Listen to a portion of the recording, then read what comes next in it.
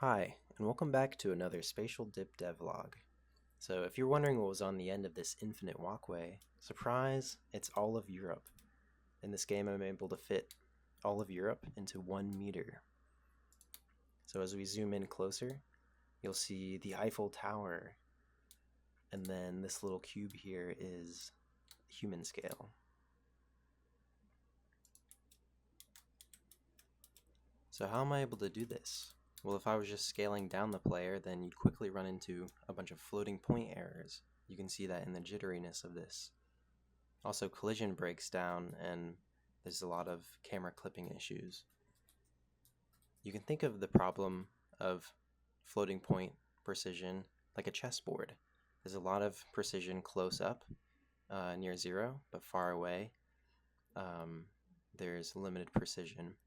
So if you move far away and you come back, then there's going to be a lot of rounding error. So I devised a system that keeps the player between scale 2 and 0.5. Anytime you place a beacon and walk towards it, the player initially scales down, but only to 0.5 scale. At that point, everything in the world is shifted over, so the player is again at the world origin, and then everything is scaled such that the player is back to scale 1.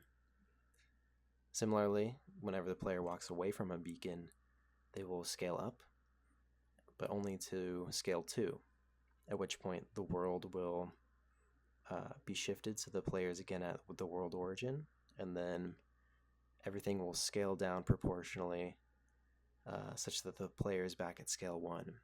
In this way, all the floating point issues will be shifted onto the world, and the player stays in that nice, comfortable range where there's a lot of floating point precision. A lot of you mentioned in the last video that the view distance was way too short. So in this version, I was able to expand it by a bunch.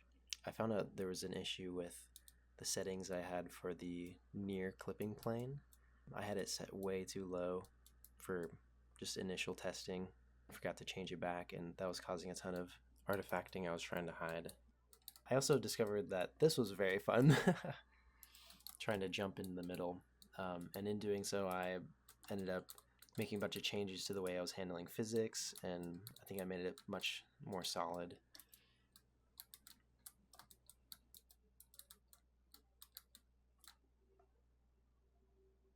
And here you can see the view distance in effect. You can see much farther.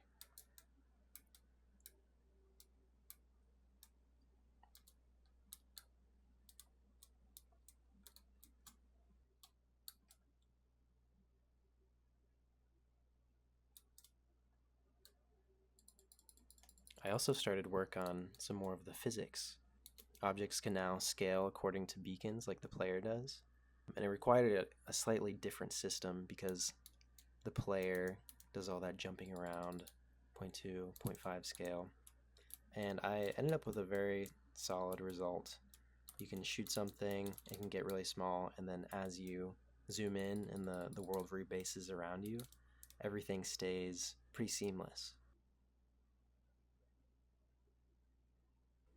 As I was developing this, I ran into this issue, where as a ball gets super small, there's not enough floating point precision to describe how far it moves per frame, and so it just gets rounded down to 0.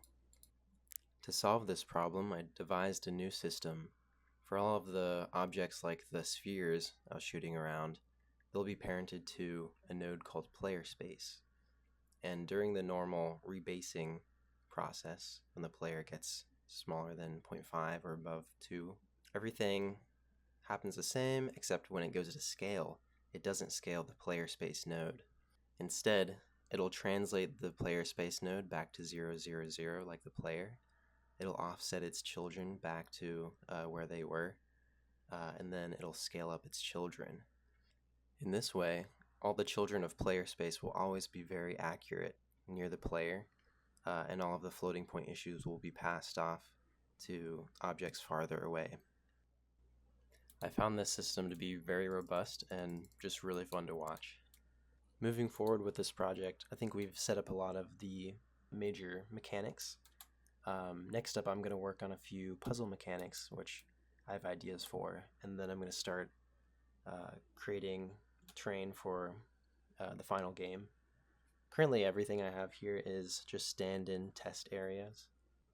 In terms of gameplay, it's going to be a puzzle exploration Metroidvania, and you'll start off with maybe no beacons, and then as you explore, you find more, and that lets you explore deeper, and maybe you'll find more abilities and solve puzzles along the way.